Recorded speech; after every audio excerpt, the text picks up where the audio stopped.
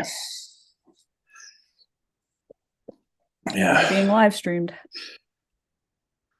Okay. Yep. Sounds good. Sounds like a plan. Okay, there we go. I don't know. All right. Yeah, so this will be good. So this will be a fun day today. I'm looking forward to this very much today. I don't think it's going to be too cold. So No. maybe your yapping will be held to a minimal because of the weather. Fix the stupid screen. I don't know. Okay. I'm just trying to get a fun day today. Oh, I got it. I found it. I found it quick. Okay, good. Anyway, yeah. So that'll be good. So that'll be cool. So I'm looking forward to it. So once we get done with this, we can get ready and roll in GTFO out of this area and get into the city. So off we go. Off we go. Okay, there we are. All right. All right. Let's get this stupid thing going. I feel I'll be in good shape. Okay. All right then.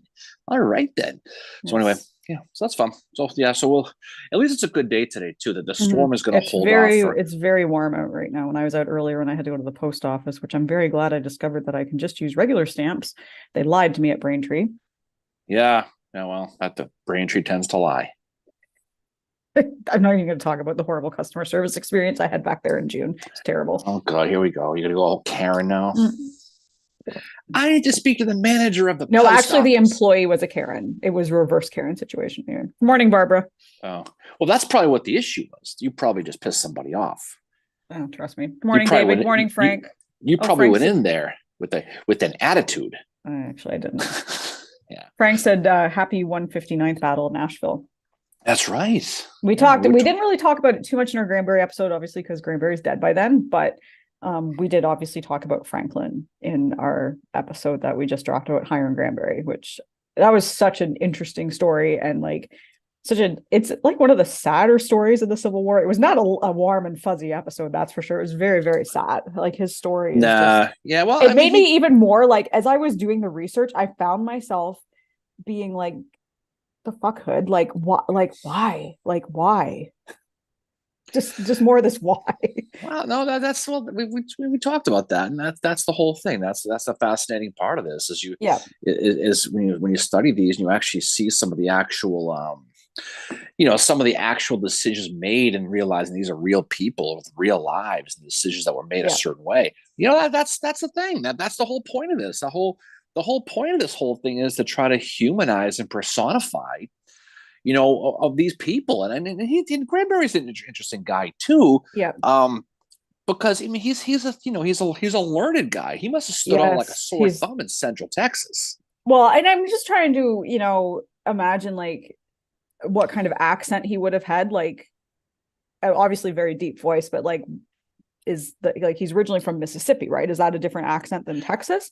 Yeah, it's definitely a different accent, but I mean, if you're going to have a Southern accent, realistically, of course you would have. I don't think he talked, I don't think he said a boot and a poutine, if that's what you're asking. Good morning, Jim. Lynn said she finished the Granbury episode. She said it was really sad. Yeah, it was not, Frank, one thing that wasn't sad about Granbury's life was his hairstyle.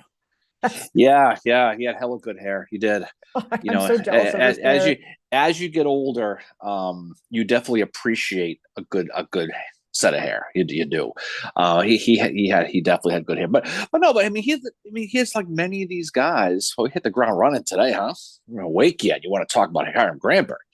But no, he's a guy who certainly wasn't born to be in the military. He wasn't Lee or Grant or Jackson or any of these guys. He was a dude who, he moved to Texas and immediately he loved Texas, and found them very welcoming. He originally, ended up in a town called Seguin, Texas, which is by San Antonio, and not a lot going on out there then. No, and then he moved to Waco, and that's kind of where, I mean, like I said in the episode, his story is similar in a way to Pat Claiborne's that, now Pat Claiborne immigrated to the U.S., but they were, both born elsewhere and they found their home in a different place. Like they found this acceptance, like Claiborne found his acceptance in Helena, Arkansas, and Granbury found his acceptance in Texas.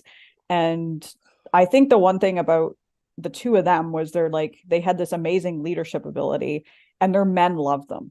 Like now it was also the fact that the Civil War was going pretty shitty for the Confederates after Franklin, but there was a really high level of desertion in the Texas Brigade, especially Granbury's. Like after him and Claiborne died, people were like, no more.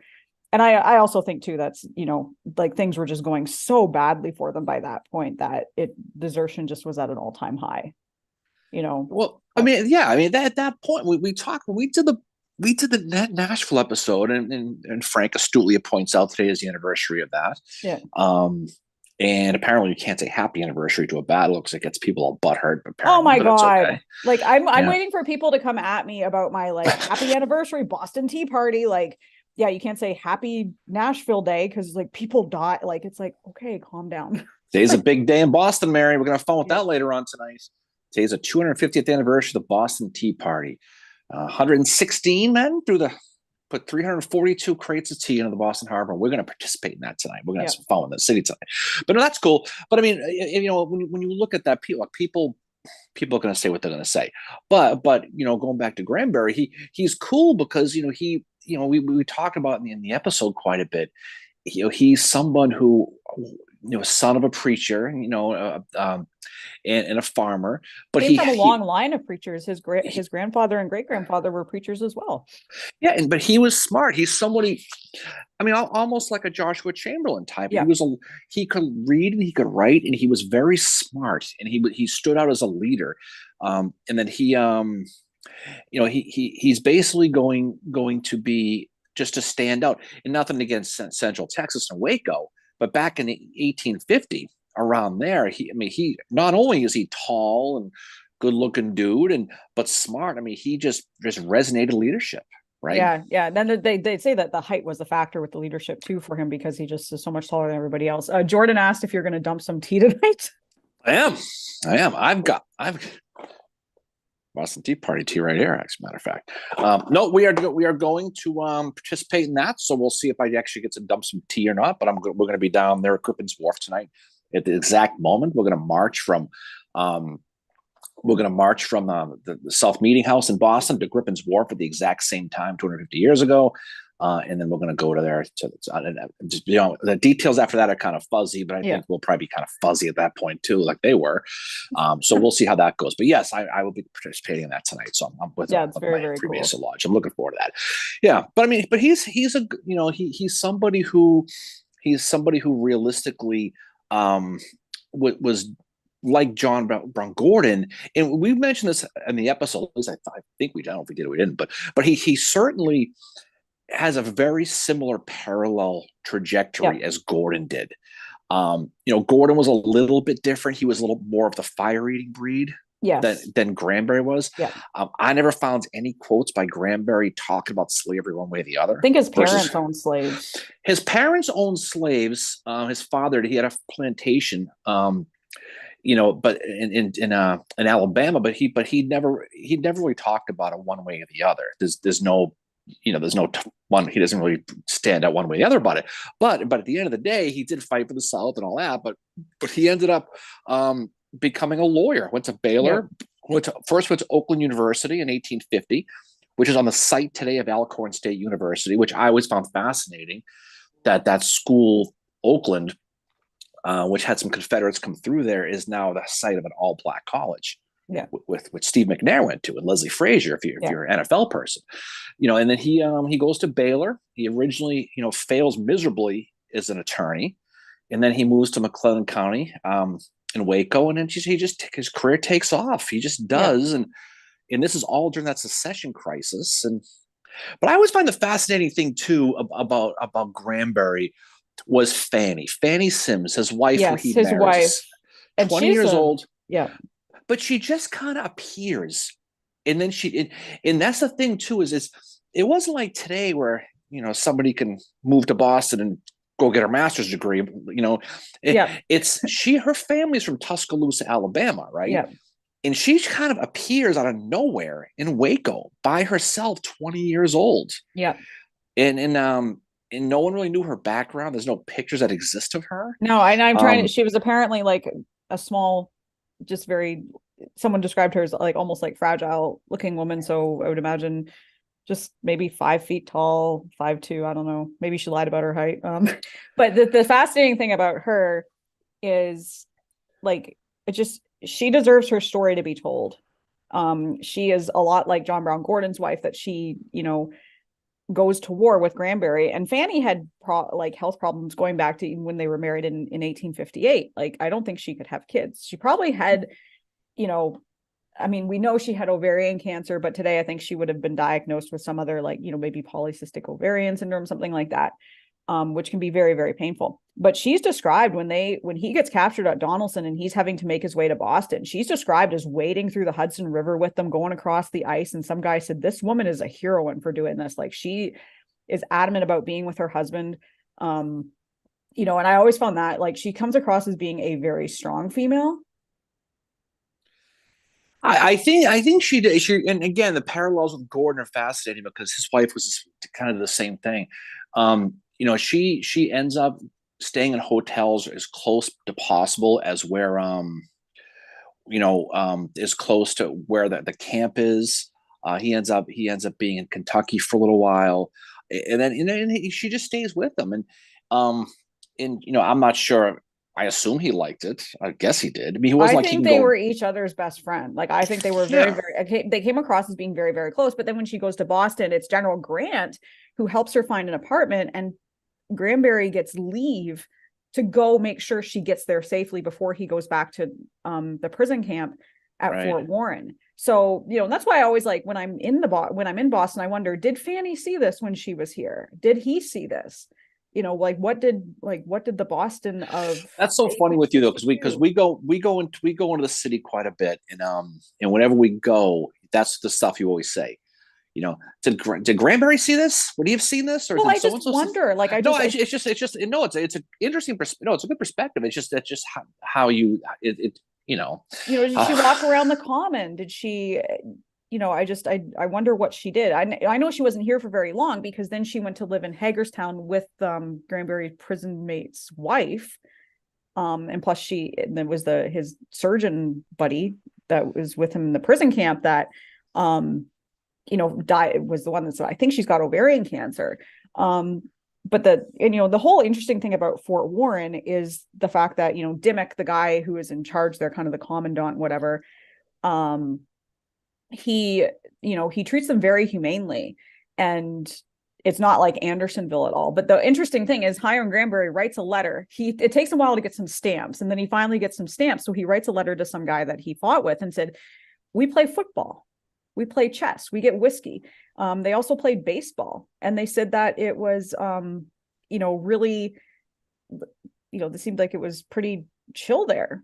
But that was early in the war too. But also, I think Dimmock was just, that might've been his personality, where he's like, well, I'm not going to treat these guys like shit, Well, the thing, this is still at the point when they probably thought the war wasn't going to go that long, and they were still Americans. That was the thing too. The Fort Donelson, we said in the episode, that the Fort Donelson capture was the first mass capture of the war, really, on the northern side anyway. And they'd segregated the rank and file men from the officers. And, the rank and file goes out to Sandusky, Ohio, and you completely blew the Tommy Boy reference in the episode, by the way. You might want to see that movie. I've never seen Tommy Boy. No, I can't. That's a friggin' shame you haven't seen that movie. But anyway, and then the officers go to Fort Warren, and we talked about it. Randall McGivick, we talked about him, one of the richest guys in the Confederacy. He was there, and he said that the food they got is just like the best hotels in the city. I mean, they were taken care of. I mean, you've been there. I mean, they have a huge parade ground in the middle. Think of a bigger version of Fort McHenry in Baltimore. Yeah. So that inner area we were at, that's where they would have played like baseball and football. And Granbury said he said they did that every day but Sunday. They got to go outside every day, but Sunday they didn't really play any sports for whatever reason. But it's, I don't know, playing chess, all this other stuff. It's such a human story when you look at it. It's really, really cool. No, and they, for the most part, they had, I don't want to say a charmed life. They were still captives, but they had 4 or 5 in a room. It was very much like Elmira. People think Elmira is this hellacious place. It wasn't. It wasn't even close. It's just the propaganda at the time. It was still prison. It was still no picnic. But they had Heath. They had food, they had cots, they weren't outside, but they were treated very, very well. And I always thought, Dimmick, the way, and this wasn't just Dimmick, it was Grant, it was the whole Union Army. Yeah. They really, especially with Granbury, I mean, they let him out to go help Fanny find a place in the city. And then once she got sick, they let him go and they exchanged him and just said, just friggin' go. His boss, John Gregg, he stayed in there, who outranked him. And so I always thought that was very, it was a very nice thing that the Union Army did for him, specifically. And he goes down to Hagerstown and ends up going to Baltimore, and she's going to get, she's going to go for her surgery, and the doctors say it's too far advanced. You're done, whatever. And then he gets that picture taken, the one with the wavy hair. And it's a sad story, but the reason why he got that picture taken, and if you Google Hiram Granbury, it's a picture you always see. He got that picture because he wanted Fanny to have a picture of him when she died, because he knew he probably wasn't going to be there because he had to go back with the Army. And that's why he took the picture. And you can see it in his eyes. You can see the sadness in his eyes. That picture was probably taken at his lowest moment of his life, realistically speaking. And it's captured on film. And the eyes always tell. The eyes always tell. Yeah. He's got a very sad. I look at that picture now so differently. And, and the other thing about Granbury is, so after Pickett's Mill, which is a horrific battle, and that's what the image behind me, that's a painting of Pickett's Mill, and Granbury's actually in it. He's up near the top. So over on this side, you can't quite see it, but Claiborne's on his horse. And I'm pretty sure that's Granbury standing there kind of pointing, because it's a very tall, lanky figure. And I think that's probably Granbury. But whatever happened at Pickett's Mill, he also got hit in the head there, apparently. So maybe he was a little concussed. But he's lost his wife. He just found out his brother had died, got killed in a battle somewhere. And he's just not doing very well, especially after what he's seen at Pickett's Mill. And he goes to an Atlanta hospital, and it is speculated, it's not 100% known, it is speculated that at that point, Granbury today may have been diagnosed with clinical depression. I'm saying may and speculated because we don't, it's like Rosecrans at Chickamauga. We don't 100% know if he had PTSD, but all signs point to that he probably did. Granbury, odds are, had clinical depression, which is another sad part of the story. And I think, all he had at that point in his life was his guys, his men, his army. So, you fast forward to Franklin, and his final words are never let it be said Texans lag in a fight, something to that effect. And I think that is 100% because his men got called a coward. Yeah, we talked about that. There's a lot. It was one of these redemption stories, where like Lem Willard at Gettysburg or Richard Garnett at Gettysburg. Back to the Future. No one calls me yellow, right? Yeah, it's kind of what it is. And like I said, the thing with these Texans, I mean, you could always tell a Texan, but you can't tell them anything, right? When I was living down there, they definitely have an attitude like we have here in Boston, same type of thing. But you can see whatever happened at Spring Hill, whether it be through Claiborne, whether it be through Hood, whatever, they felt at that moment that they needed to show themselves. They needed to prove themselves. And, in Spring Hill, we did an episode on Spring Hill, and and people tend to rip on Hood or rip on Benjamin Cheatham or rip on Nathan Bedford Forrest and any of these guys for letting Schofield get by. But the reality is John Schofield needs more credit for getting by, because it was pretty smart he did that. Yeah. But again, knowing Schofield was trapped in Franklin because the bridge over the Harpeth River was down, they had a chance to go get him. And I think they figured this was our opportunity. And that was the whole thing.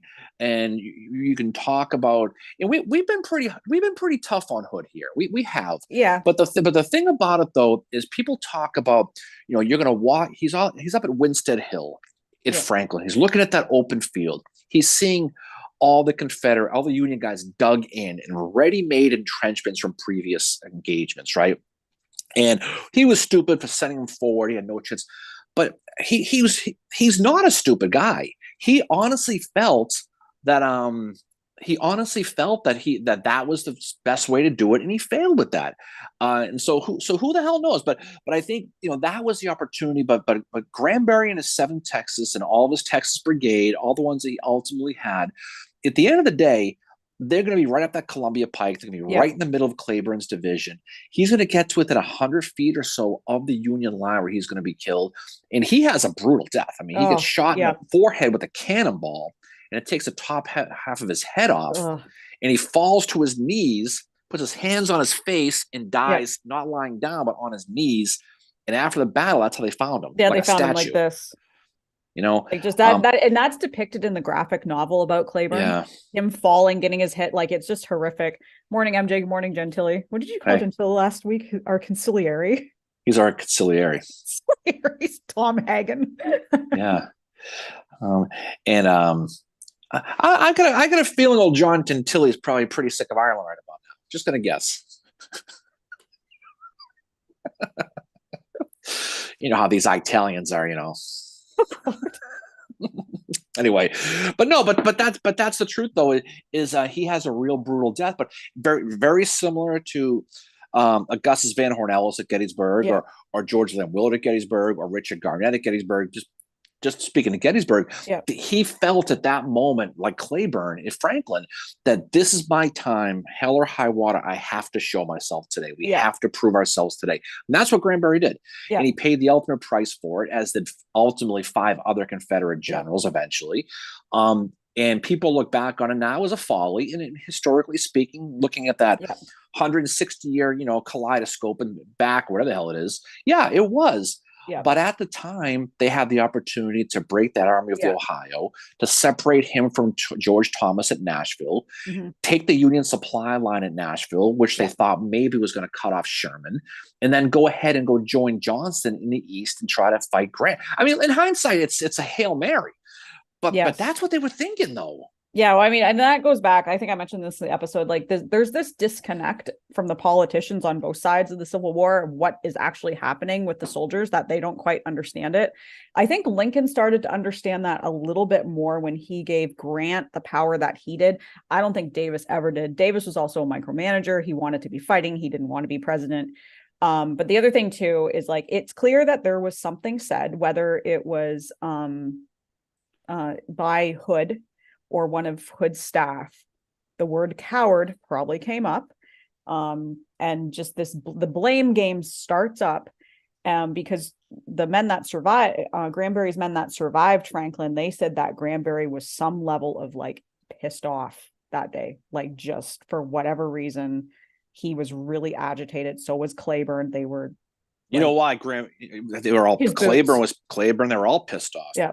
Claiborne was probably sick of paying $22 for a chicken sandwich over in the old country. It's probably what it was for him.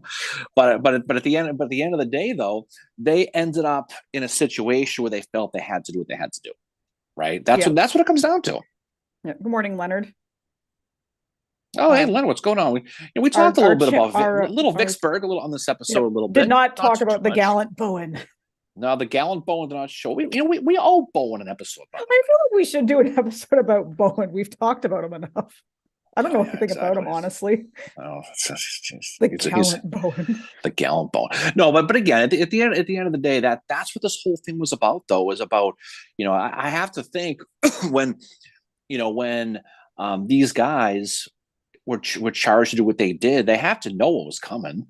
Yeah. But that's what you do. And there are so many stories on both sides of the war where these people had to make that decision where this is probably going to be the end, but you had to do it. You had to do it.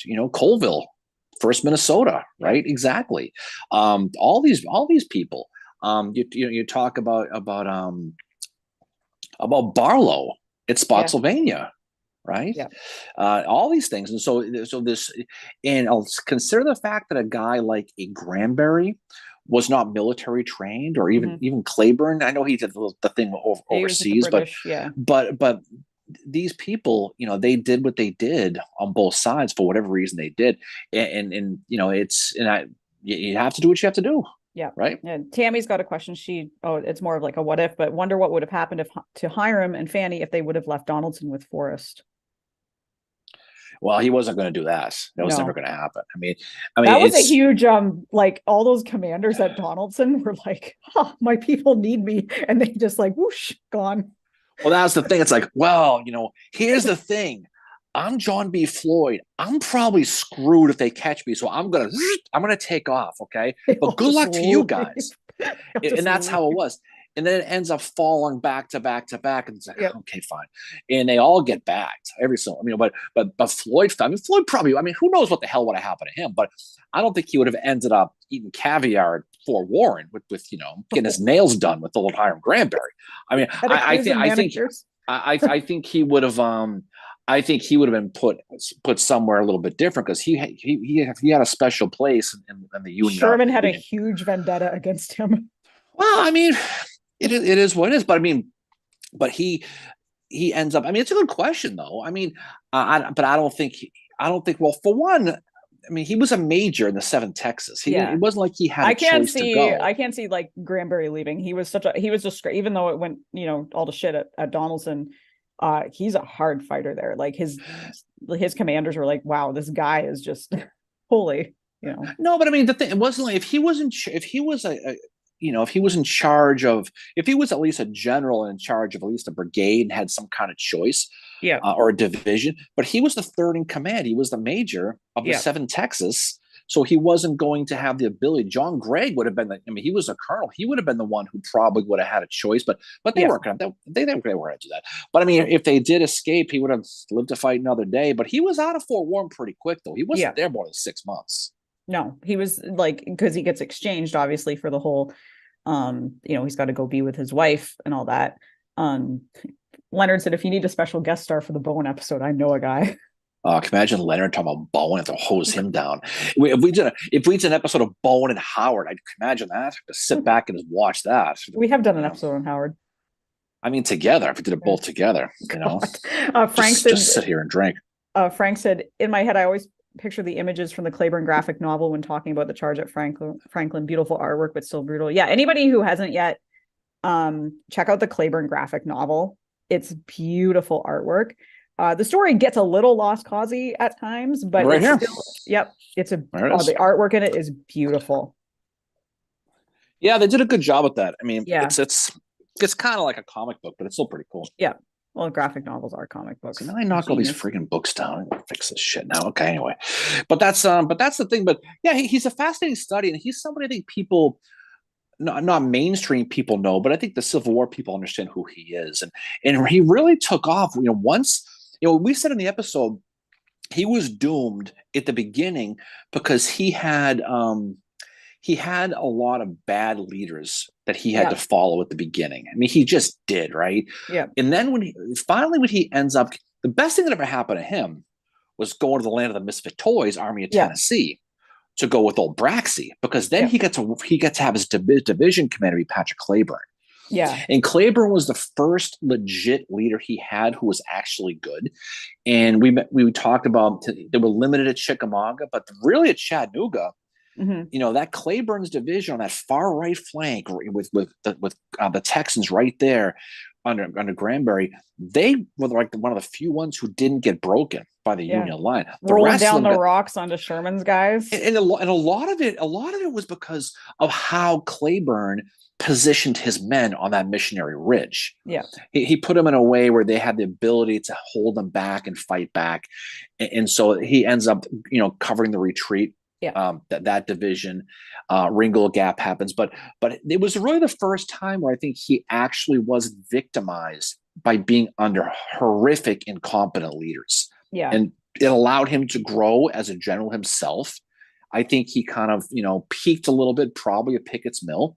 Yeah. Because by the time they got to the Atlantic campaign and got to Pickett's Mill especially, that whole division, all those, Lucius Polk and all those as Daniel Govan, they were almost like the Iron Brigade of the Confederacy. That's how well they were thought of. And I can only imagine Howard coming up that slope, right? Seeing that blue flag and seeing going, oh shit, we're in for it now. Oh God, that's probably what he said, right? Yep. And so that was that flag was the last thing you wanted to see. The last thing you wanted to see.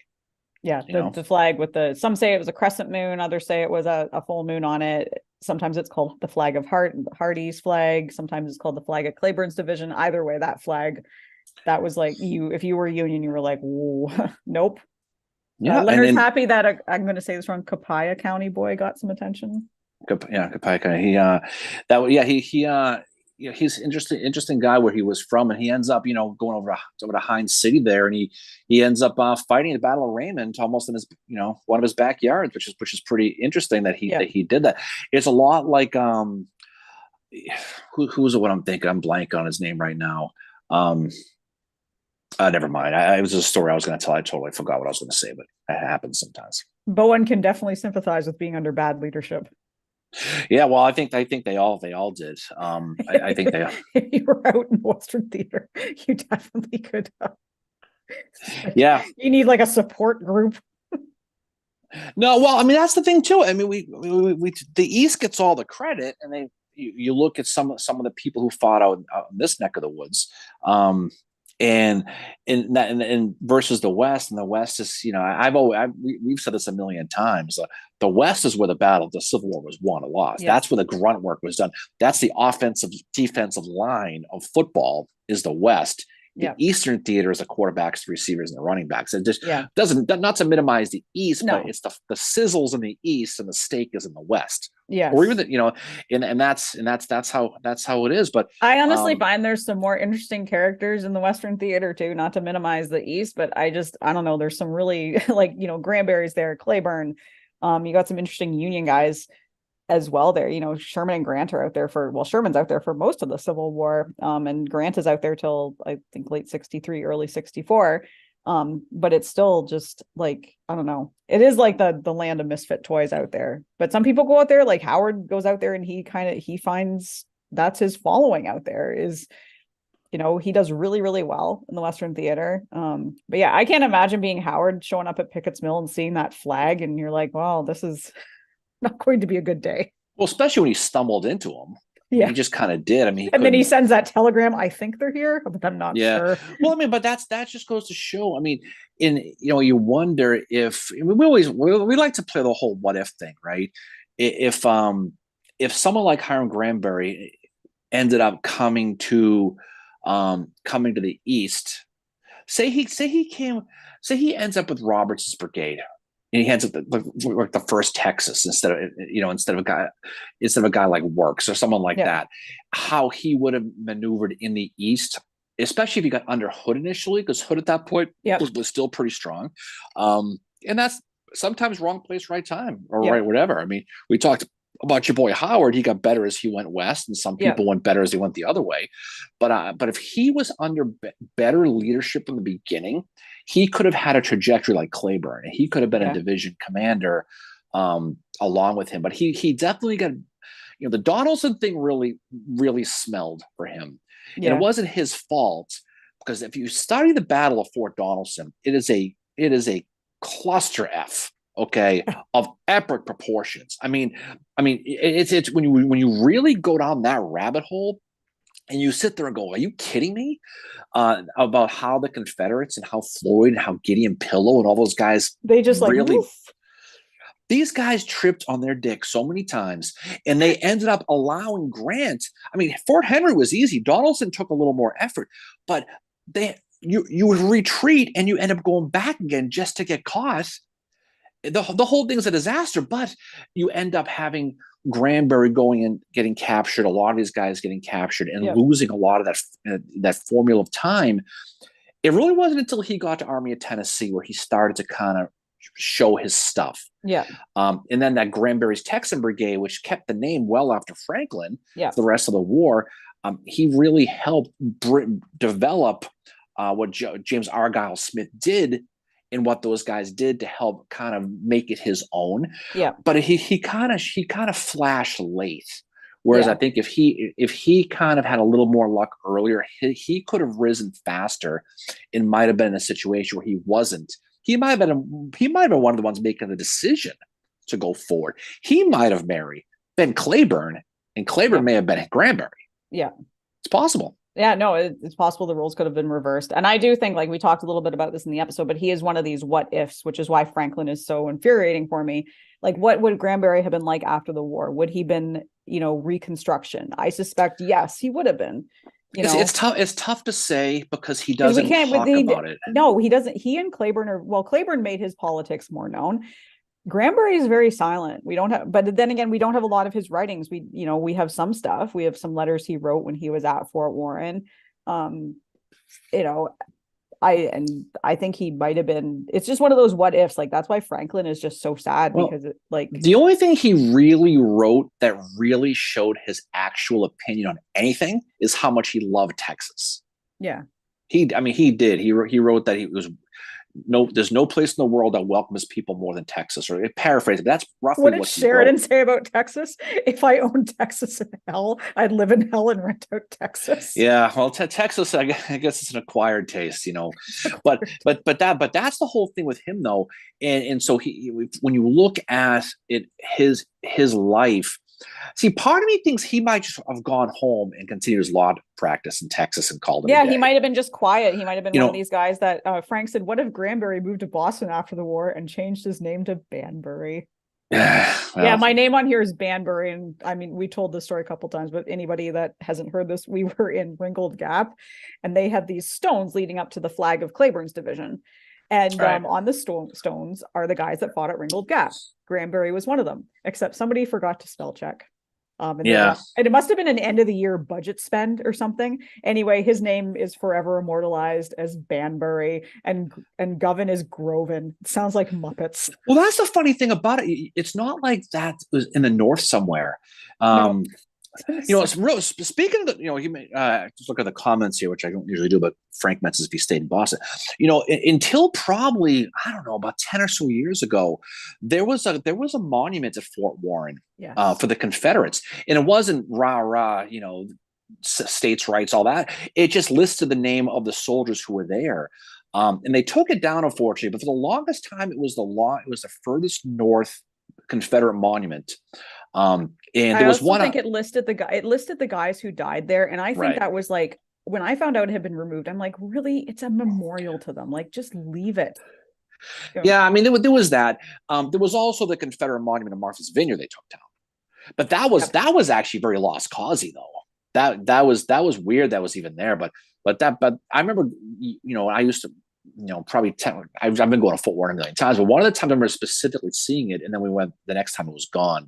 But that's too. It is what it is. But it's still it's a great visit. Fort Warren. Yeah, Fort Warren. It's a nice. If you find it's a nice boat Boston ride too. Get a couple of beers in the boat. It's about a 25-30 minute boat ride from Boston Harbor. And then you go out there and you can walk around, and they have reenactors sometimes. You can go see where Alexander Stevens was, and it's pristine. Yeah. It's a really cool place to go. It really, really is. It's really cool being in that courtyard, knowing they played baseball and football there. Leonard said Sheridan probably did end up in hell because of the hat. That's one of the greatest hats in the Civil War. Leonard. It's terrible. Yeah, it's a great hat. No, but I mean, that's the thing too. Is and what's good about being able to do this is it gives you the ability to study some of these guys that you normally wouldn't have, right? And I get it. I mean, but regardless of what side they fought for, and look, we've talked about this a million times, it still deserves study. Yes, because it's good to go into the dissect and analyze into the DNA of some of these people and look at them as people. Yeah. Okay. And I think, and we get hit for that sometimes. Yep. And I look, we're too northern, I don't southern, know. I just don't know how you can study the Civil War and only study one side or demonize one side versus the other. And you can talk about it without promoting. We're not going to sit here and say Hiram Granbury fought for some wonderful cause, blah, blah, blah. That's not what we're saying at all. But there are people, and just by doing this on Granbury, some flaming douchebag is going to hit us on it. Yep. And that's the reality of it. But you know what though? That's how you learn this stuff. And you can appreciate more studying the other team sometimes. Yeah. By learning and understand what they're from. And there are some pretty bad friggin' people, but you know what though? We've talked about this before. There's some pretty bad people on the other side, on the northern side too. Yeah, there's both. And that's the thing that I find is these people that just paint the Confederacy with a broad brush. All the soldiers, get demonized. These are the people that also, when they study William Tecumseh Sherman, they ignore the fact that he was just as racist as Jubal Early, and that he wrote Howard, like he was not happy that Howard's appointment to be superintendent at West Point because Howard was an abolitionist. he told Howard he was being too nice to people, like, to African Americans and all that. And he also, like, but that's happening on both sides, and I find it doesn't get looked at as much from these people that are so quick to demonize the South. And yeah, the South, terrible cause. Obviously, it's slavery, but like, you have to study both sides, and it's okay to see them as a human. It's okay to feel sorry for Hiram Granberry because of what happened to him. Yeah, and that's the whole thing. Is that you study this whole thing, and that's the whole thing about it was as you look into the whole story. I mean, there's good and bad on both sides, like there isn't anything. Okay, and that's the reality with it. But look, as well as I do, there are people who are closed-minded. They don't want to understand. They don't want to study anything beyond what they believe. Look, I have fun with the memes like anybody. No question, I do. But at the end of the day, though, there's still two teams on the field, and you got to study them. And again, I'm somebody here who grew up in Boston, and I can see the British side of everything too. Mm-hmm. I still see the Loyalist chimneys when I go in the city. My family's British. I still got people in my family who still think that things would have been better if friggin' Sam Adams didn't, wasn't such a pain in the ass, and but well, again, I'm the kind of the black sheep of the Canadians, because I was like, why didn't we join? We should have been the 14th colony, and I've always believed that. I'm not, I mean, not in any way a supporter of the monarchy. No, but still, but the whole point of this too is, I can be the hardest core Red Sox fan, but I can appreciate the Yankees too. You know what I mean? It's you can look and you can study and understand both sides. Now I'm going this rant, but there's been some stuff recently that friggin' hit with that still you have to put up. I just laugh. I get hit for swearing, which, by the way, like we talked about, remember Miranda had that idea. Well, you had potty mouth on you. I do, but Miranda had that great idea where we have a swear jar and we donate the funds to Battlefield Preservation. Oh, we should totally do that. Just like what the Kelsey boys do. God, if we did that, roundtop would be done tomorrow. I found myself holding back in the episode last night, but I think I said shit a few times. But yeah, the comment was basically I should stop swearing because it would make for a better bar conversation. I don't know what bar this person had been in where there's no swearing, but ain't any bar I'm frequenting, that's for sure. Who doesn't swear? In those Irish bars in Dublin. So bad. Alec said that I like the memes. My history teacher told us that memes are the new way on how people get taught history. Good meme sites give context as well. Exactly. And I'm the type of person that I don't think AI counts as a meme. Not gonna lie, I hate AI. No, but no, the meme thing. I love doing the memes for this podcast. I love doing for some other stuff too. Yeah. But there's a teaching moment too, and we're not pretentious enough to think anybody's learning anything. Yeah. But at the same time, there's always a little bit of history in every single one of them. But I mean, that's it's a visual group. I mean, that as far as the study, but that's the end of the day with that. But I don't know. But I mean, I think I like. I guess I've said this millions of times that we've said it before, that corps are made of divisions, brigades of brigades, brigades of regiments, regiments of companies, but companies are made of husbands and fathers and sons, right? And when you look at that level, grassroots, and work yourself up and meet the people like the Hiram Granberrys of the world, and that's why I love reading the diary so much, because it's real history. It's real, whether it's true or not. It puts you in the moment, right? Yeah. Jim Miller just said, "Oh, please! I grew up in the bar business, and the filthiest things I ever heard came out of the mouths of little old women." I'm going to take Gentili to a Southie bar sometime. We'll hear some language out of him. We'll take him to an Ireland Italian soccer game, and he can root for Italy. We'll see how that turns out for him. We'll go to L Street Tavern, Gentili. We'll see what happens. Morning ski. Anyway, but it's fun though. It's a good time. Yeah, but the memes are a great way, to learn about the history, and to reach that wider audience. Because I mean, you can't be boring with this stuff, and you have to put humor into it too. Because I'm sorry, these guys were not sitting around being serious all the time. Like, they had a lot of downtime. I found this amazing story in this one paper that I read. It was a dissertation that I found about the 7th Texas. Right. And the guy told this story. This is like later in the Civil War. It's around the time of the Atlanta campaign. Anyway, these guys, they're like starving. And they see a cow. And they're like, oh man, we're hungry. So break rules, they kill the cow. And anyway, who comes strolling down the road as they're having their little barbecue but Patrick Cleburne? And they're all like, oh my God, we're going to get in so much shit. Right. So this one guy, he gets really bold. He goes up to Cleburne and he's like, hey, we're cooking some cow. Do you want some? And Cleburne's like, it smells so good over here. Yes, I will. So they give him a plate and he sits there and he's like, wow, this is really, really good.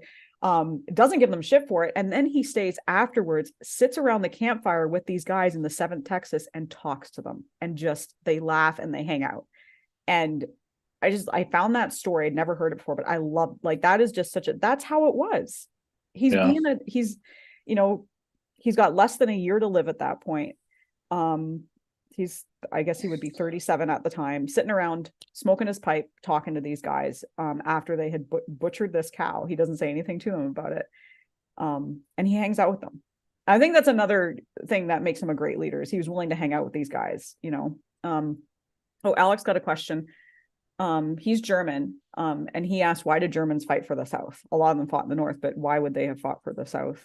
I just by happenstance, I think a lot of the Germans went to fight for the Civil War because they wanted to learn how to fight and go back to Germany to fight for their country someday. But I think it's just happenstance. I mean, you had Germans, obviously, as you know, Mary. There was Germans in the North. Yeah. There was Irish that fought on both sides. There was Irish on both sides. I mean, there was Canadians, believe it or not, who fought on both sides. I think it just depends. I think it's just by happenstance. I think they went the Civil War for a lot of these international people was a proving ground to learn to train to fight. You had guys like Carl Schurz who fought in the Prussian side, who came over here, but you had a lot of guys who came to fight really to learn how to. Because the 19th century, and even the 20th century for that matter, was 2 centuries of wars to replace the system of monarchy and to see which one worked. And you saw the American Revolution, here. You had the French Revolution that happened. You had a lot of different things going on to find out what was going to be the next system of government to replace monarchy. Mm-hmm. And there was a lot of trials, starts and fails. But that's what it was. It was to learn how to fight for that opportunity. And really, if you look at even the 20th century, World War I, all these wars were for that. And that's why the Civil War is so important, because as much as the Revolutionary War is important, they knew that there was. You can say all you want that the country was built on democracy, which was new at the time. Until you proved it wasn't going to work. And the whole world was watching the American Civil War because it wasn't so much about slavery.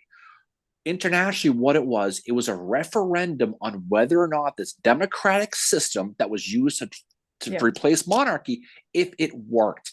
And a lot of the people, like in France and England, did not, and that's the whole thing about why the Confederates wanted these people to come in so much, is the Union losing and the American country failing. It was proof that they could go back to their people and say, "You want democracy? This is what it leads to. It leads to civil war."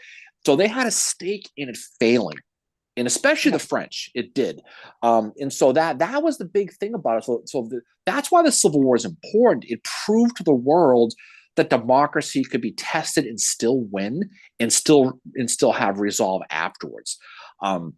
But that's why that's why a lot of these people came over here to fight for it. Yeah, was because they anticipation of their own revolution someday, or their own situations that we're going to be part of.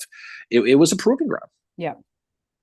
Yeah, and it's interesting, the Canadians who fought, most of them are in the North, but there are there are Southerners, like they do go south. There was one surgeon in particular that was at the Battle of Gettysburg, and he got captured. He was with Hood's guys. There's a monument for him in Kincardine, Ontario, where the DQ is, that I apparently once worked at. Queen of Kincardine, the DQ, the Dairy Queen of Kincardine. But yeah, it is a Confederate monument, and there was talk of taking it down a few years ago, and thankfully they didn't, because it's part of the history of the Solomon Secord. Yeah. Yeah. Surgeon at Gettysburg with he was with Hood's guys. Yeah, no, it all goes back to Hood, and so for these guys to fight, it was for their own reasons, but I mean, I like watching the trajectory in the genesis of some of these guys, right? Mm-hmm. Whether it be Claiborne, whether it be even Grant for that matter. Yeah. Admittedly, he was West Point and he had a lot of stuff going for him, but again, the people who didn't have that fighting background. Charles Tilden, he's my binky, right? Yeah. Like Hood, like Howard is yours. And what would possess basically a lobster fisherman from Castine, Maine, to sacrifice his 16th Maine, knowing he was sacrificing them and act the way he did. And that's the fascinating thing, is because I look at people today and just imagine how they would react to that situation. I mentioned Augustus Van Horn Ellis, the Orange Blossoms, right, at Gettysburg, 124th New York. But these are people who didn't, who fought at that flashing moment when history called upon them. They delivered it, right? Yeah. That's what's great about studying this war, is there's so many stories like these guys. Yeah. Who did what they had to do. Yeah, you can learn so much too. Like you said, from the diaries, you can get into those, like what they were thinking, what they were feeling, often what was the weather like. And some of them are kind of just like, the weather today was sunny, today it rained, but they talk about stuff. The letters as well. Like, I've learned so much from reading those Howard letters, what he wrote to his wife, how he's talking about when he goes out to the Western Theater and he's like, you're going to read some bad stuff about me in the paper from Hooker. Like, forewarning her that there's going to be another media storm against him. Oh yeah. And then after Chancellorsville, he wrote to his wife and said, fair warning, this is going to happen. And he's like, I'm pretty sure it's Hooker's staff that are feeding the media information. And you find out that a lot of stuff back then is media driven. You kidding? It was all media driven. Yeah. Like, well, the Howard Hancock rivalry is a media driven thing. Because Hancock's group got pissed off that Howard was named one of the victors of Gettysburg. So then Howard starts getting accused of trying to seek political office. And he's like, that's not what I'm doing. I don't have it. Like, they just decided to name me the victor. And it starts this kind of the rivalry they had. And it starts the myth that that's why the statues are facing away from each other in East Cemetery Hill. Well, they're right. But the media thing, I mean, just think of how divisive the media is now.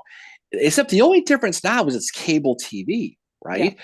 It's no different back then. Yeah. I mean, George McClellan, his entire reputation is based on one New York writer that still sticks, right? And that's the reality of it, that people like Stephen Sears jumped on and builds upon with that. And that's the whole thing with that, is that the media has always dictated stuff. You have embedded journalists with both sides. I mean, Robert E. Lee finds out, he reads in the friggin' Richmond newspapers that Longstreet got sent west. He's like, how the fucking hell? That's the whole thing. That's everything today is still the same. Except people think that the monument thing, it's all brand new. This has been going on since day one. All this stuff has always been the case. The media has always been that pillar that's been divisive and supportive, depending on the side you have. Yeah. But the thing about when you study this close enough, you realize that some of these books that are written by these historians, you can tell who they studied going into it, and it's so slanted one way or the other. McClellan especially is the example which we've talked about many times. And I love Tim Smith, Western Theater Tim Smith. He talked with Bjorn on the Facebook Live that Bjorn did from Abraham Lincoln Bookshop about his book, Tim Smith's new book about Albert Sidney Johnson, as well as his new book about Vicksburg. There was a question asked about his research, and he says he goes first to the primary sources. And that's the way to do it. Like, you can't, like, if you're going to write a book about McClellan, go to the primary sources. Maybe don't consult Stephen Sears as much. I mean, Sears is a great historian. Stephen Sears used himself as a source. For a source that he made up. I mean, you got to commend him. but but again, but that's the reality of it. That's why we always say read a lot of different things. And Stephen Sears is a great writer. He's a great historian as far as what he does. But he has he has a plan. He's like the Cylons of Battlestar Galactica. They have a plan, right? But that's how it was though.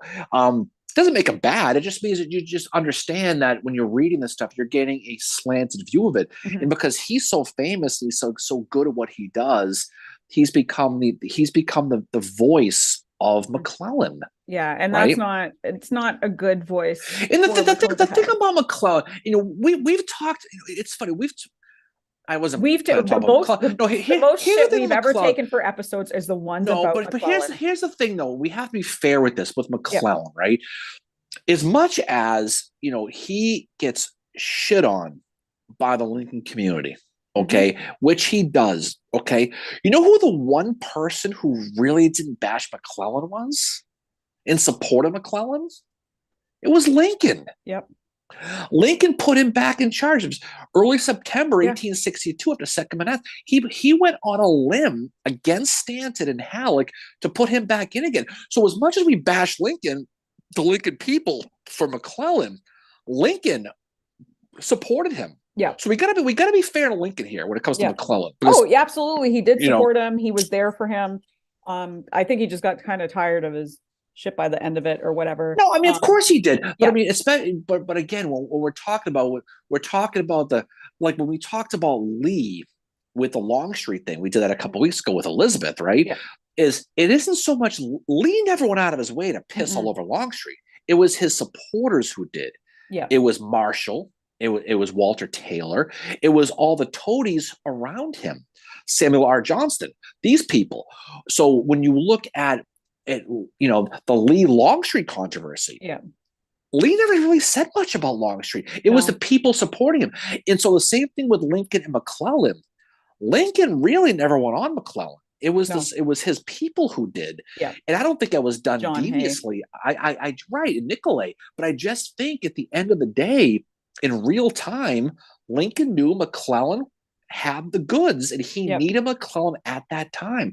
So any proof of McClellan being a disaster, how can you bash McClellan when Lincoln's the guy who put him in charge twice and supported him both times? Yep.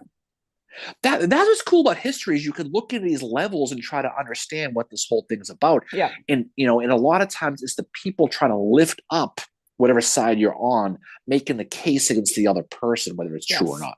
Yeah, like I took some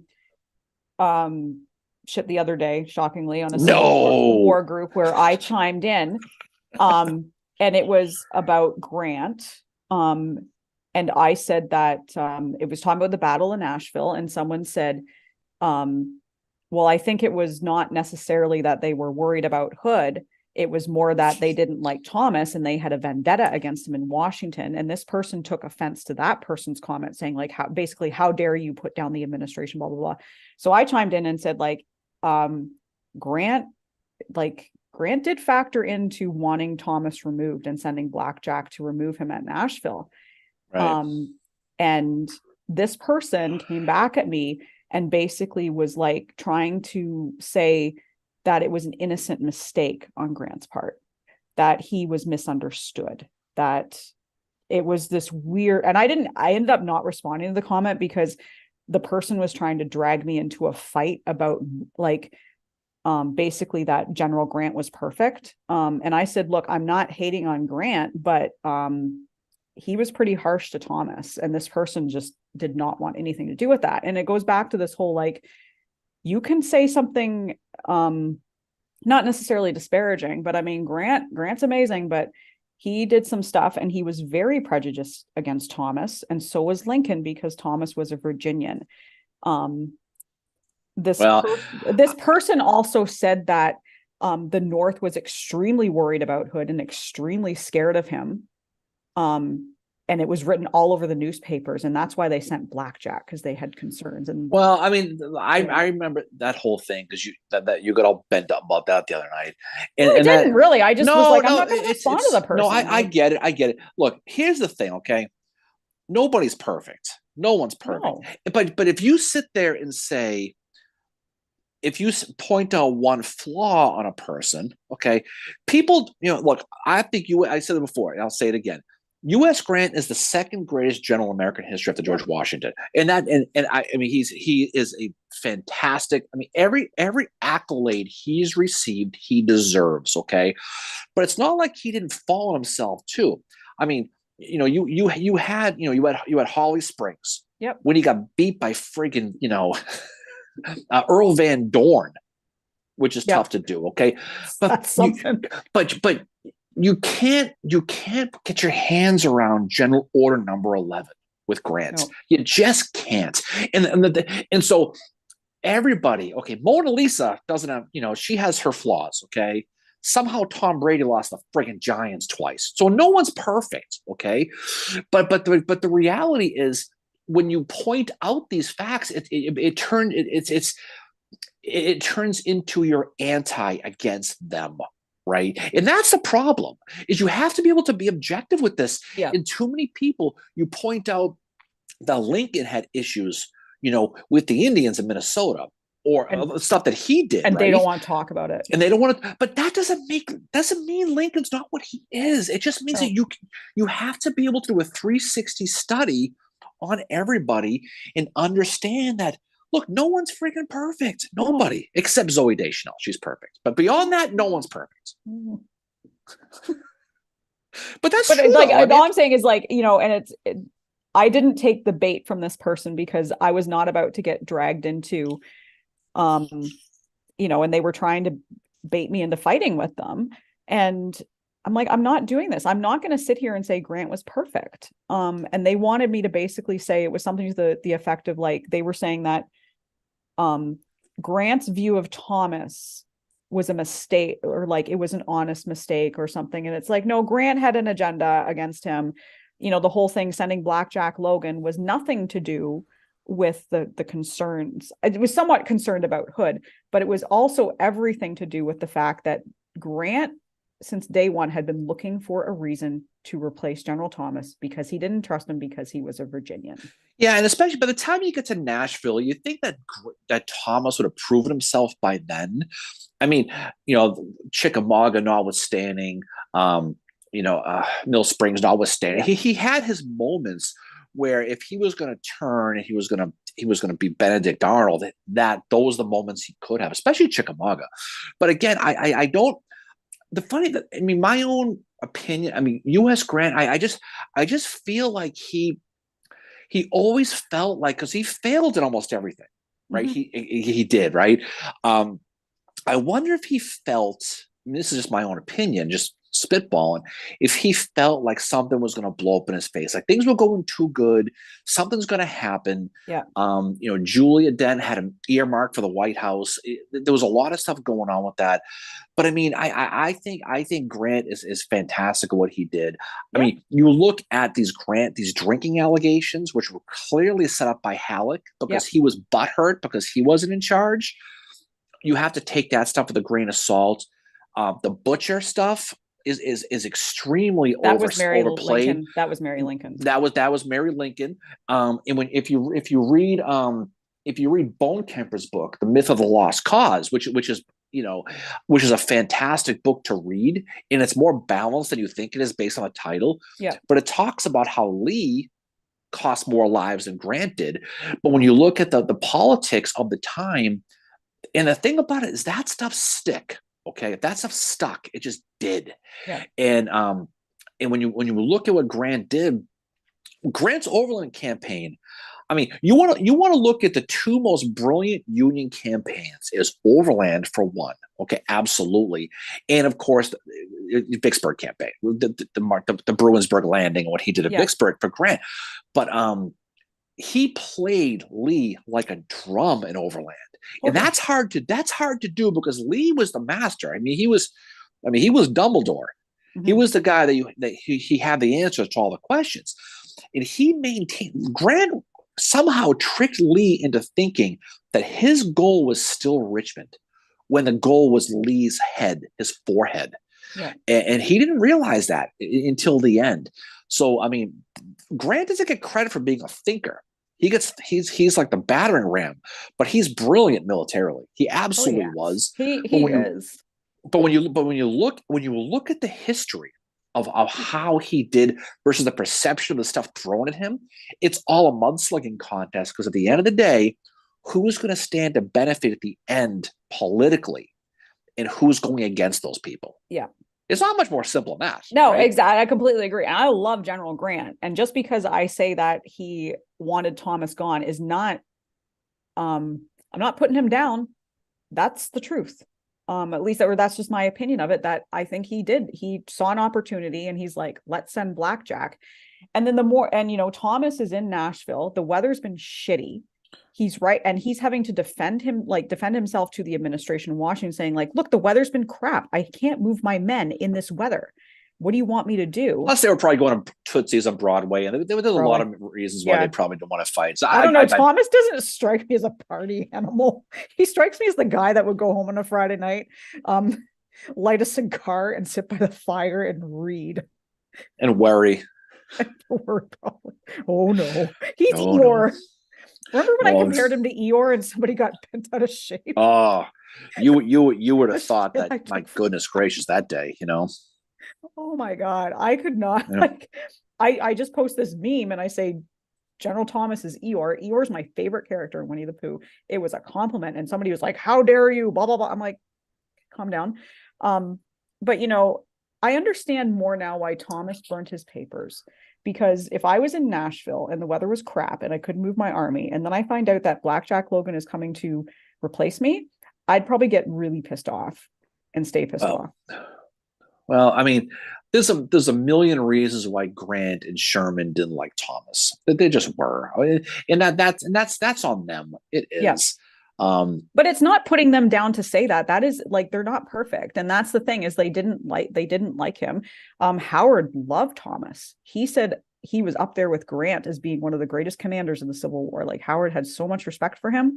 Right. But like I said, Howard doesn't say anything bad about anybody. The only time he does is when he literally calls Hood stupid.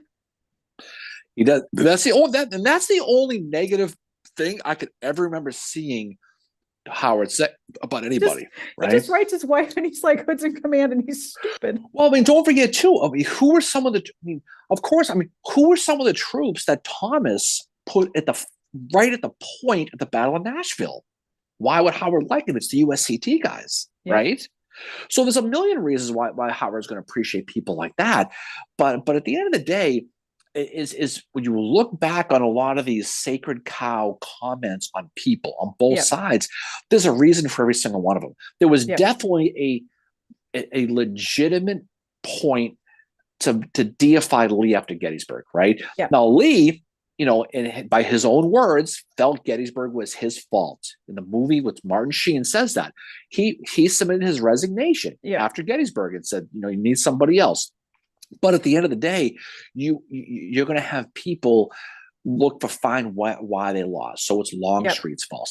But the laziest one is Jeb Stuart's fault, and that's the one that sticks.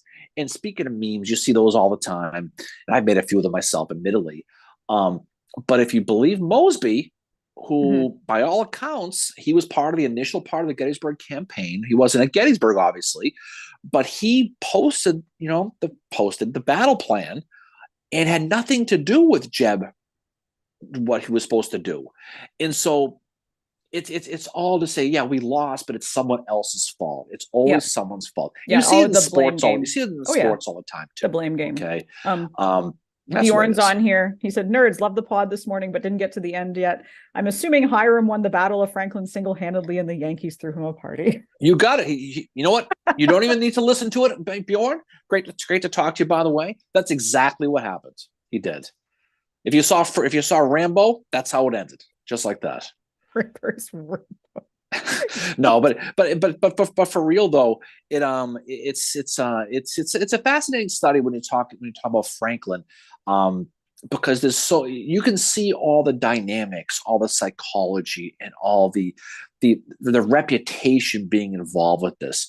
Mm-hmm. I would love to be a fly on the wall at that meeting with Hood, Cheatham, Claiborne, and Forrest after Spring Hill to talk about what he did, because my opinion, fact not opinion, opinion not fact rather, Mary, was Hood laid into them. Okay. Yes. And he went off to the point where Clayburn probably went off on his guys. Yeah. Polk, Granberry, all of them, to the point when he challenged their manhood for losing. And this is just my opinion, because there's a reason why Clayburn and Granberry, for that matter, said and fought the way they did at Franklin. Yeah. And it's very similar to Garnett at Gettysburg or Willard at Gettysburg or any of these guys. They felt that they had to justify and they had to prove someone wrong. Yeah. And if that's motivation by Hood to get them to fight harder, then he deserves more credit than he does for that. But again, I think that's probably the genesis of what that whole thing was about. Yep. Right. I agree. Yeah. Again, the lagging, like, never let it be said that Texans lagged. Bjorn's wondering if you mean Rambo 1 or 2. Oh, it's Rambo 2. First Blood, by the way, is a great movie. Okay. But we're talking about Rambo when he defeats the entire Vietnam Army by himself. He does. I think it was Granberry. That was Granberry with the gun. Probably tied a bayonet around his head. I don't know if it was black or red, like Edward Cross, but it was one of them, right? You need to make a meme of that now. First Blood is a really good movie. Really, really good. I've never seen a Rambo movie. The Rambo, the first one is great. It was absolutely Dennehy, Charles Dennehy. I think Charles plays the cop in that movie. He's such a prick, but I would suggest First Blood. Rambo, it's okay. It goes from there. But yeah, I do agree with you that there was, like, that's one of those moments, fly on the wall, that I would want to be there for that meeting to hear what Hood had to say, and just to know how angry Granberry was described. Same with Clayburn. And I think one of them made a comment like, well, he's the commander. He knew full well what was going on last night. He could have left the house, like, kind of putting it back on him as well. And that's absolutely true. But I think, yes, the word coward was mentioned at some point, whether it's by Hood or one of the staff, we will never know. It's kind of like the meeting that Reynolds and Howard had at Moritz Tavern. We will never know what was said there. 3 people did know. Actually 4 if you count Charles Howard. Captain Dickinson, don't forget him. Yep. And 5. Nobody chose to. Don't forget Miss Cleo. She was there. Miss Cleo. Nobody chose to talk about it. And how Howard took that to his grave, like, whatever was that's one of the most unfortunate things, though, if you think about it, is if these guys had written more, or if Thomas didn't destroy his papers, for example. There are a lot of guys who freely ran their miles after the war. Gordon, Chamberlain, right? The ones who went out there to put their story forward. But then there's the cool ones like the Charles Wainwrights and the Abner Smalls and Elijah Hunt Rhodeses and the Sam Watkins people who wrote these diaries without the intention of being published. And that's where the meat is. That's where the good stuff is. Because there's more truth than not, but perception-wise is true, but you get their opinion. And there's that great, I've said this before, there's that great story. I think it's the Rhodes Diary, because he was at Gettysburg, but he wasn't really, he didn't really fight at Gettysburg. He was in reserve at Gettysburg, but he talks about writing home to his mother in Rhode Island, who he wrote to his mother a lot. And apparently writing to your mother, according to the anti-Barlow people, is a bad thing. But any case, we're going to go. I don't understand that. But it's okay. But he's going to write to his mother and say, we fought. The men fought in the cemetery against the Confederates, and his mother responds, well, I hope you weren't hiding behind the gravestones. And he responds back, no, that's what the officers were all hiding. Things like that. Yeah. It's great first person stories, whether it's true or not, it's the perception, right? And that's what's cool about it. Yeah, that's what's really interesting. And that's why I love reading Howard's letters. He's an incredible writer. He's funny. His wife she's just I think she's only a few days older than him or something. Anyway, so he writes her on her birthday and he's like, basically, haha, now you're older than me. Ha, like just making fun of her. Yeah. And then he writes her on his birthday. He's like, well, it's my birthday. He's like, I would have liked to have more time off. And it's just a few days before the March to the Sea in 1864 that he's writing her that. But it was just to see like him making fun of her, like, haha, you're older than me. Yeah. he makes fun of her in all the letters. Like, just, well, that's the thing, is that they're all regular people like they are today. I mean, when you read some of these diaries, even the Fremantle diary, the great Arthur Fremantle, right? Coldstream Guard. I mean, he taught me. They talk about. Oh, your microphone's off. Yep. Okay, there. Now you're back. Yeah, can you hear me now? Yep. I almost got the rest of the day off, but that's the truth though. Was they would talk, and Freeman's, I was saying, talked about guys pissing behind trees, and yep, there's a latrine, why don't they use it? Things like that. So they were getting upset about stuff like that even back then. It's not just today on battlefield tours. Well, when you and I have been rewatching the TV show Rescue Me with Dennis Leary, okay, those guys are the prototypical Northeastern soldiers. Prototypical. That's exactly who they were, and they're not too different. Not too different at all. No. There's some really good comments. Some people don't like wearing other podcast swag. Oh, can imagine that, huh? Oh God. Gentili and some others are talking about Italians in the Civil War. Didn't we talk about that Luigi dude? Says Nola? Yeah. Hey, he's a Medal of Honor winner. Be nice to him. Luigi dude. Jen Rolling's on here.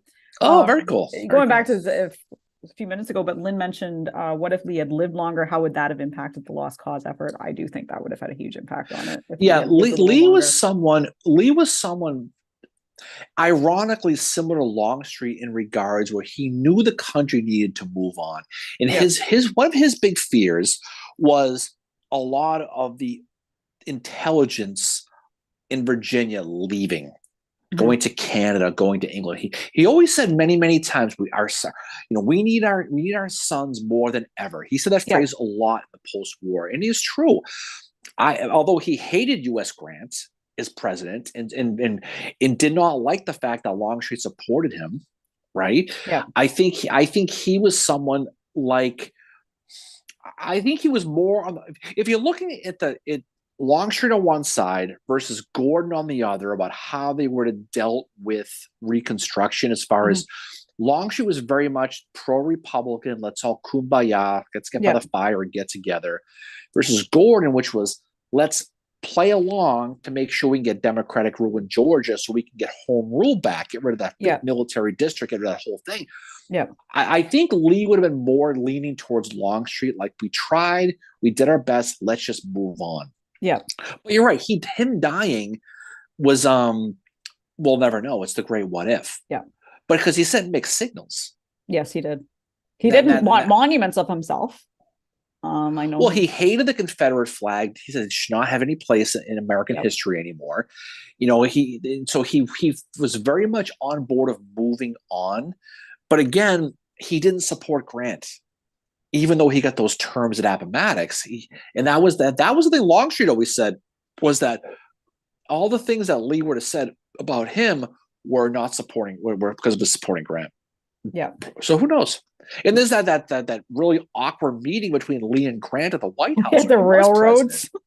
When Grant's trying to be friendly with him and trying to joke with him, because Lee's trying to get railroads built in Virginia, and Grant says, we spend most of our lives trying to destroy each other's railroads. Now we're trying to build them. And Lee gets all butthurt. There is no time for that. There is no time. And he gets up and he leaves. So you can see this animosity.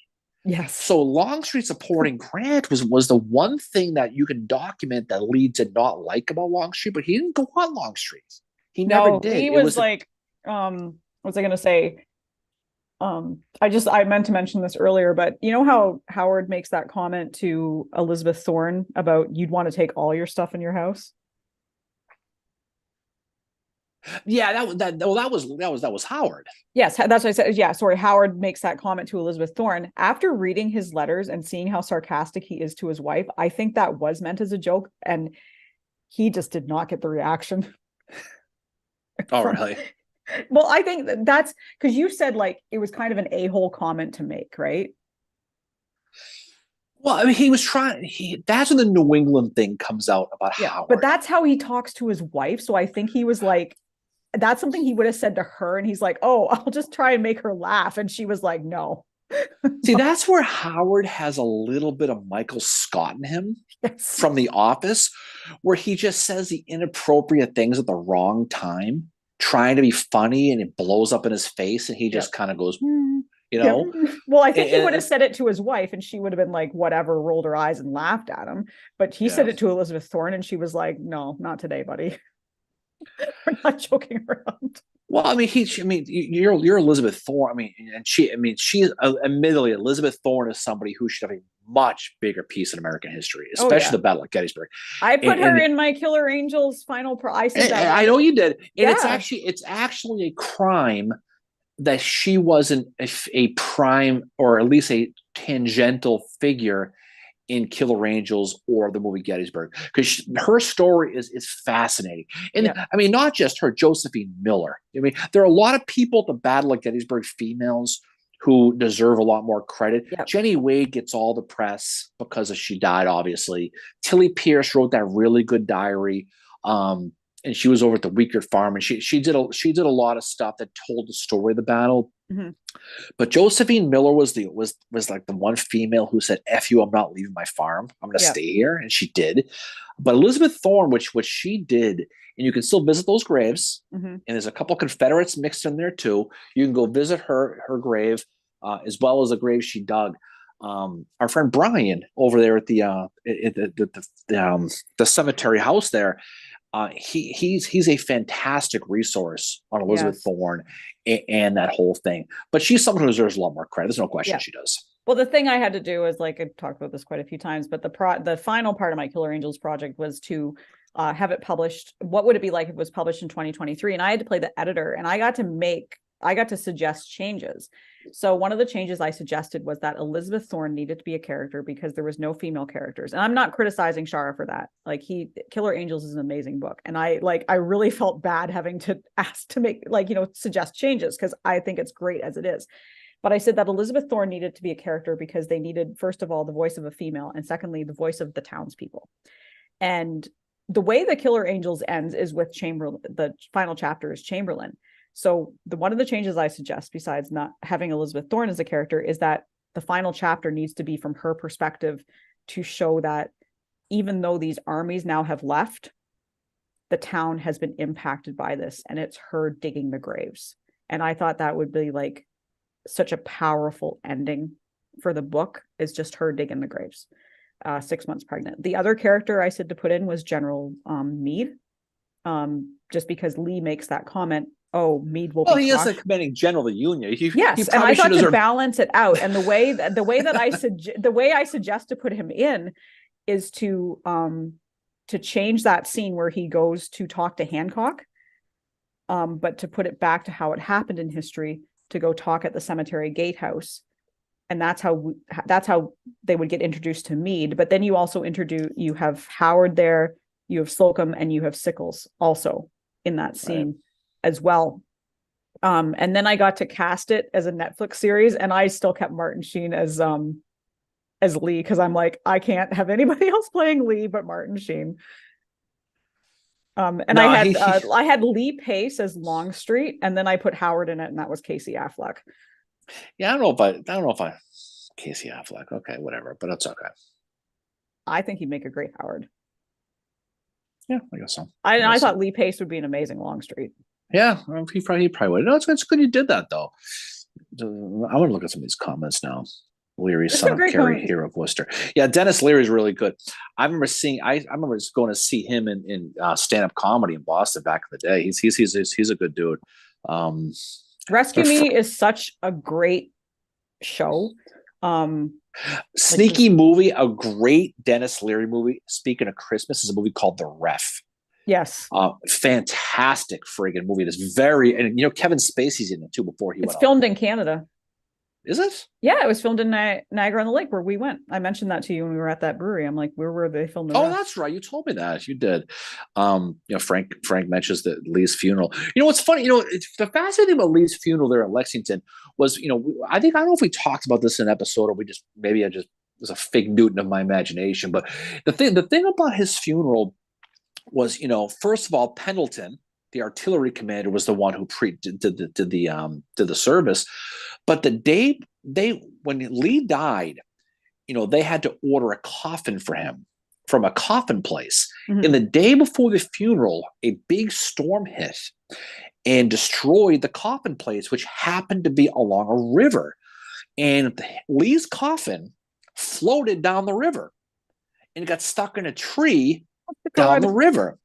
And they had to fish it out of a tree, and they did, and they brought it back to Lexington. So the coffin he's buried in at the chapel in Lexington, they pulled out of a tree that floated down the river the day before.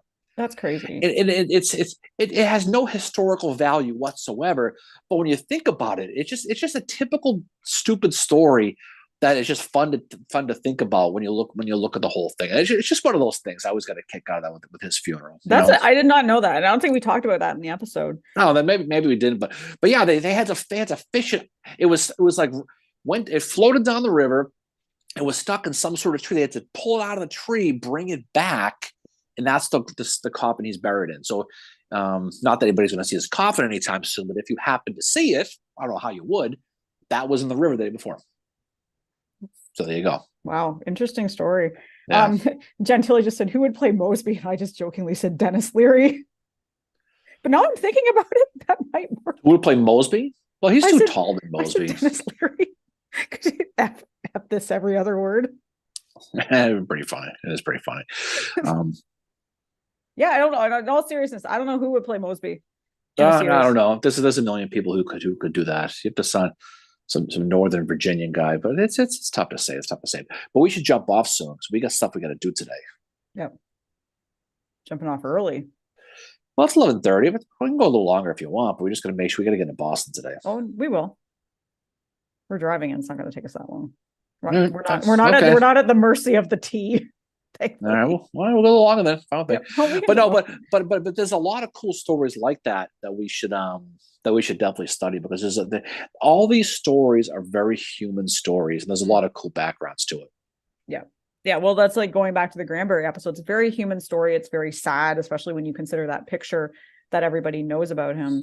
Miranda said Michael Fassbender is Mosby. I've always taken him as a good. He could be Grant, right? Pardon? Fassbender is Grant, wouldn't he be? No, he would be Sherman. Sherman. Yeah, Fassbender looks just like Sherman. I'll play Mosby, Mary. I'll play Mosby. His life does need to be a movie, though. And introducing Darren Weeks. That's what it'll say in the captions. Frank said that weekly reminder that every time someone gets into an angry outburst, it should be called being trimbled. Well, that again, that's the movie thing. I mean, that's the whole thing about that. Basically Trimble saying he could have single-handedly taken that hill. Well, Trimble is fascinating in a lot of different ways, and he kind of gets that movie thing has become kind of real life with that. But I mean, he was somebody kind of like Granbury after he got released from Fort Warren until he took over that 7th Texas again, and later in the year, in November of 1862. Mm-hmm. He was a man without a country as far as leadership goes. But yeah, he ends up commanding, Lane and Lawrence's, I guess a division, think about it, at Pickett's charge at Gettysburg. And I'm not sure how much issues he had with Ewell in real life, but he did get his opportunity. And he was somebody. Speaking of Trimble, he was in Fort Warren. He was captured too. Yep. He spent some time as a member of a ward of the Commonwealth of Massachusetts too, Mary. He was at Fort Warren. He was at Johnson's Island as well. And he's buried in the same cemetery as John Wilkes Booth. Yep. Got to see his grave. Yeah, no, it's pretty cool. But again, it's somebody who it's somebody who, has opportunities that present themselves. But I mean, the movie presents Trimble as a grumpy, miserable prick whose soup is too cold at the deli and has to order it back and loses his friggin' mind. Okay. But in reality, he was happy for the opportunity. Yeah. Right. He always came across though as grumpy when I was reading about him, because he got mad at the surgeons who had said, we have to take your leg, and he's like, well, why didn't you take it before? And they're like, because you told us not to. Well, I mean, but that's okay.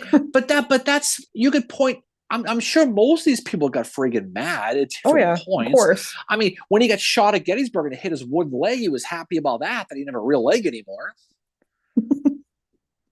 So I mean, he loses his leg at Groveton. Yeah. And I'm sure he was pissy about that, but I think it's funny you take certain things. I mean, think about it. God knows I've seen you mad. If somebody makes a movie about you and they focus on that very moment you were mad, right? Well, that's probably true with you though. Think about it. Bjorn said he's jumping off. He's going to go start a screenplay for Hiram Part 2, Victory at Nashville. There you go. Hiram Granberry goes into Nashville. Okay, he's just crawling through the mud, taking over, winning the battle. The thing about Granberry, speaking of Vicksburg, he's talking about Nashville. Yeah. I think he said Vicksburg.